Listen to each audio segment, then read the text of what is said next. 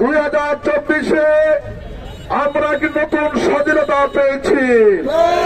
এই স্বাধীনতা যুদ্ধে যারা সৈনিক, যারা নেতৃত্বের দায়িত্ব ছিল, সেই সার্জিস নাইট তাদেরকে গতকালকে নির্মমভাবে তাদের শান্তিপূর্ণ কর্মসূচি গোপালগঞ্জে সেখানে হামলা করা হয়েছে।